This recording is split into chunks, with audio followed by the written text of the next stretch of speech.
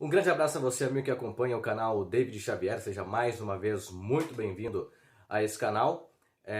E hoje vamos analisar alguns pontos sobre este jogo da 28ª rodada do Campeonato Brasileiro, Internacional e Corinthians. Jogo que terminou 2-2. E foi um jogo bastante equilibrado, né? O resultado já diz isso, placar de 2-2.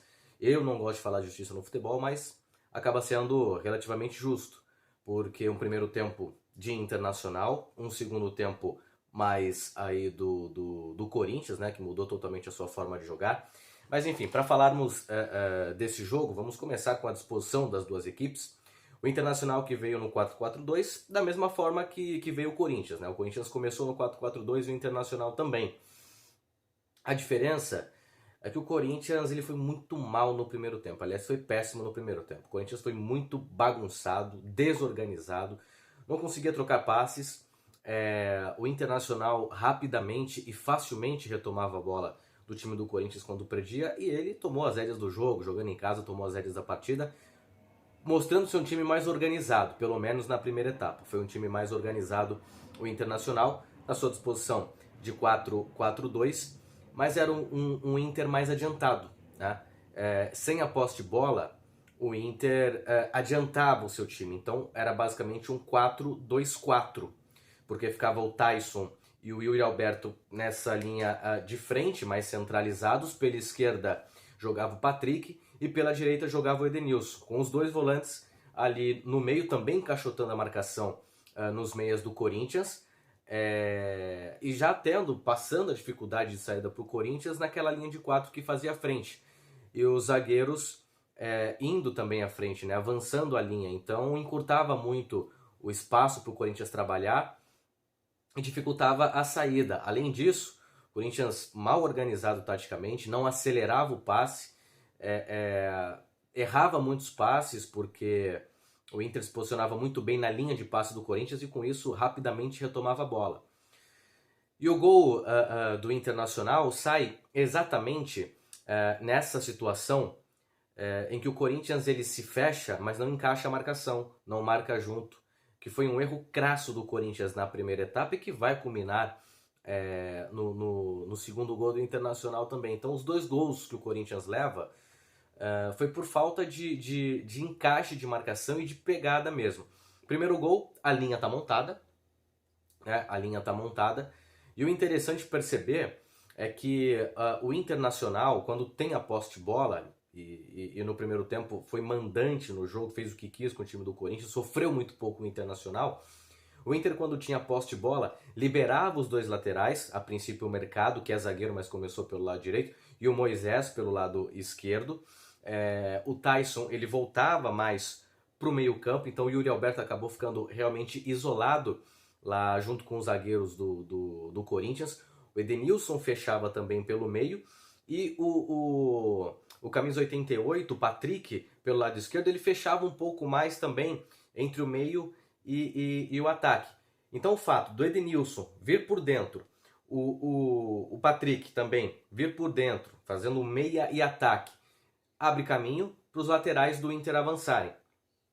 E aí congestiona bastante o meio-campo do Internacional com qualidade, com Patrick, com Tyson e com Edenilson. São jogadores que têm a característica de passe, de movimentação e de qualidade nesse passe também do arremate de fora da área, fora o volume que se faz com o avanço dos laterais, claro, pelas alas. E assim acaba saindo o gol do Internacional. Primeiro, a falta de pegada, a falta de encaixe de marcação do Corinthians no primeiro gol, e a jogada vem pela esquerda, utilização do lado esquerdo com aproximação dos jogadores, o cruzamento para a segunda trave, e veja quantos jogadores o Internacional tem dentro da área. É um volume tático muito grande, e o Corinthians tem pouco, né? O Gabriel, ele não é um jogador que vai disputar essa bola de cabeça, então ficou perdido no meio do caminho. E olha a situação, com mais jogadores tem o Internacional em relação à defesa do Corinthians. E o cruzamento é estratégico, é em cima de um lateral.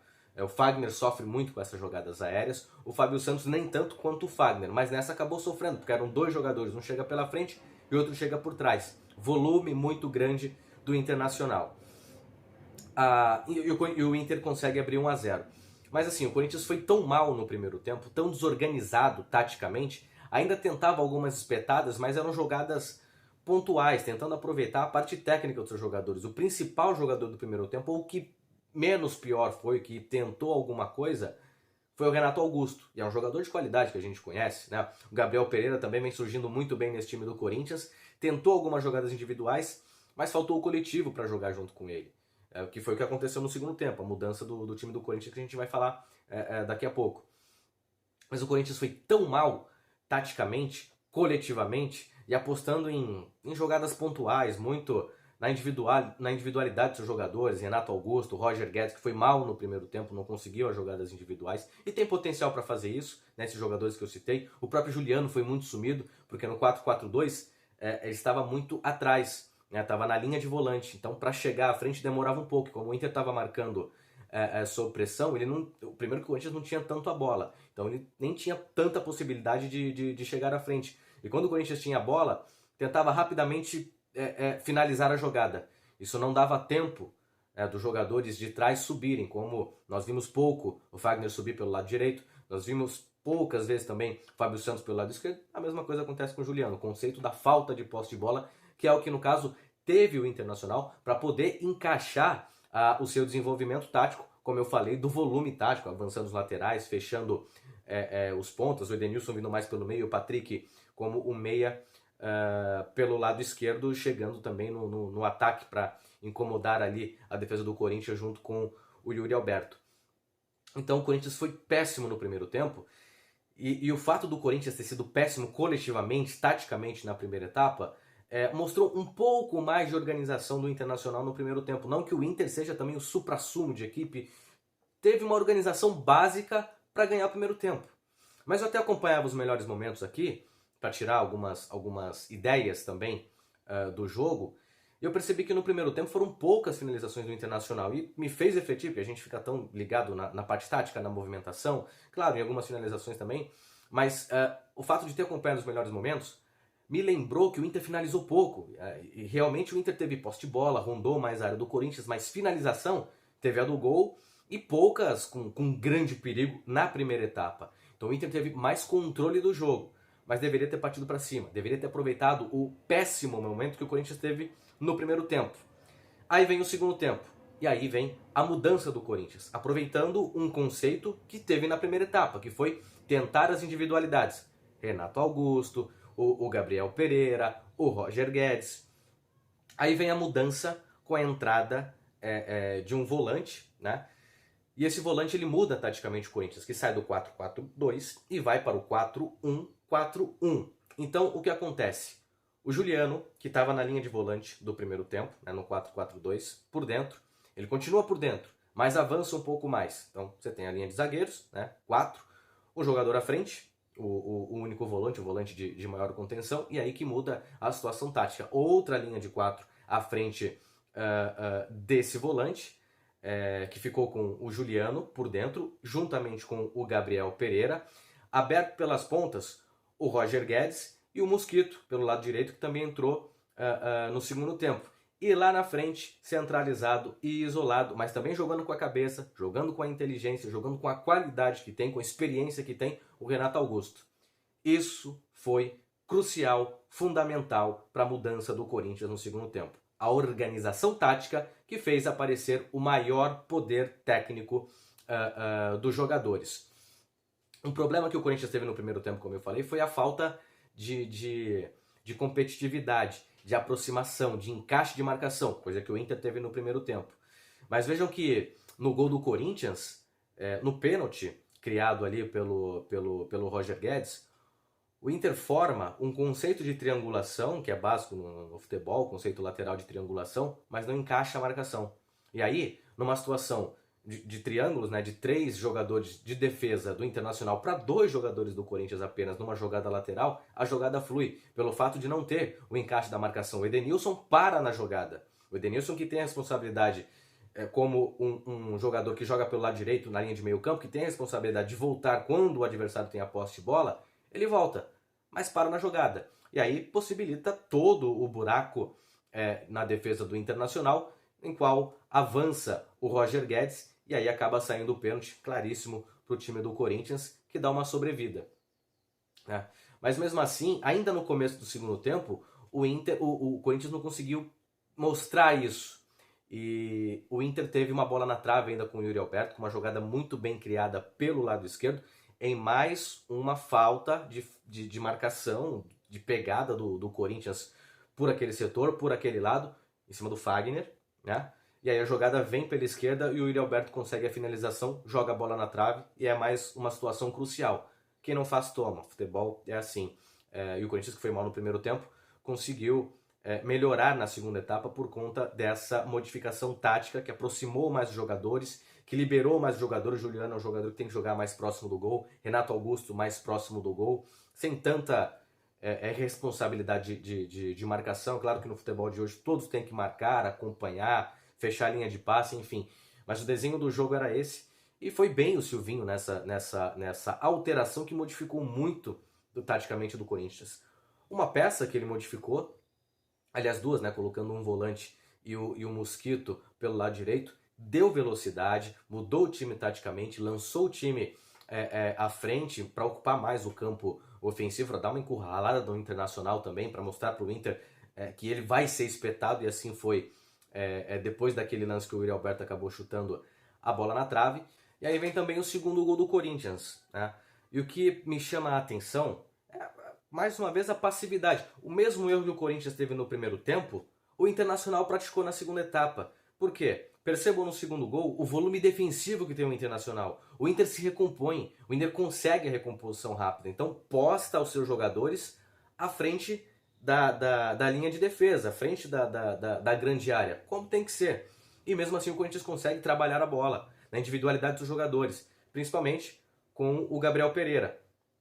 Jogada que começa do lado esquerdo com o Renato Augusto, e percebam que são jogadores que os adversários eles têm um certo receio. Não dá para dar o bote direto em cima do Renato Augusto, porque vai tomar o drible. Gabriel Pereira também é um jogador arisco, né? Um jogador que tem velocidade, tem o drible, como mostrou. E aí a jogada vem na esquerda, passa pelo Renato Augusto, vai invertendo na chegada do Juliano, que aí tem mais liberdade, é um gol trabalhado. É um gol trabalhado em cima da modificação tática que teve o Corinthians. Então, Renato Augusto na esquerda, Juliano chegando pelo meio, né, outro jogador de bastante experiência, invertendo o lance para o Gabriel Pereira, que vai para cima, vai para dentro do Moisés, consegue a finta, até adianta um pouco mais a bola, mas tem velocidade para chegar e na dividida ele acaba tocando a bola pro Juliano, perdão, que consegue receber dentro da área. O Inter prefere fazer a linha de impedimento, então os jogadores, o zagueiro não marca junto, tenta sair para fazer a linha de impedimento,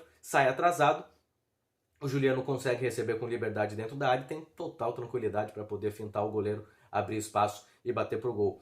Mas mostra a diferença tática do Corinthians, né? A aproximação dos jogadores, da modificação do time ter se lançado um pouco mais à frente, no bom segundo tempo que fez o Corinthians e com as modificações do Silvinho, e a individualidade dos jogadores. Renato Augusto na esquerda, o Juliano chegando pelo meio e aí subindo, aproximando, coisa que não fez no primeiro tempo, e a participação também do Gabriel Pereira, outro jogador de bastante qualidade técnica, que gosta da jogada individual, que gosta do famoso 1 para 1. E aí o Corinthians se fechou, né? O Corinthians atraiu mais o Internacional, acabou realmente se acomodando um pouco no resultado, poderia ter espetado um pouco mais o Inter, porque o Inter partiria para cima, como fez no primeiro tempo. O Inter acordou e ficava um pouco mais nervoso psicologicamente. Era isso que o Corinthians deveria ter aproveitado. Mantido o seu jogo, problema nenhum fazer linha de 5, de 6 na defesa, como nós vimos até em grande parte do segundo tempo, principalmente depois do segundo gol, por conta do estudo que teve o Silvinho, né, do volume tático da equipe do Internacional, e absolutamente normal fazer uma linha de 5 ou de 6 lá dentro, coisa que até deveria ter sido feita no primeiro tempo, que o Corinthians, arrisco dizer que nem tomaria aquele gol de cabeça, porque as marcações encaixariam em cada jogador que deveria chegar ali dentro da área do Internacional. Como eu falei, primeiro gol, o Inter tem mais jogadores dentro da área do que o Corinthians. E aí o Silvinho, vendo isso, em alguns momentos coloca uma linha de 5, de 6 jogadores lá dentro da área e dificulta mesmo a chegada do Internacional, mais ainda dentro da área, como fez no primeiro tempo. O Inter não chegou tanto dentro da área após o gol da primeira etapa. Mas atraiu demais, né? Não espetou o time do Internacional no segundo tempo, se acomodou com 1-0. E aí, segundo gol do Internacional, mais uma vez, o Fagner pelo lado direito. Vejam até que o Corinthians tenta fazer a triangulação. Na verdade, são 4 jogadores que estão rodeando ali onde a bola vai chegar, mas o atleta do Internacional ele se posiciona exatamente entre as linhas, né, de defesa e de meio campo, e um buraco aberto nessa marcação lateral, que de triangulação não tem nada, na verdade é um losango ali pelo lado direito, mas que ninguém encaixa a marcação. Quando o Fagner vai chegar, já é muito tarde, o jogador do Inter tem total liberdade de virar, de pensar, e agiu muito rápido mesmo, pensamento rápido com a execução perfeita, bate pro gol e faz um golaço aí pro Internacional.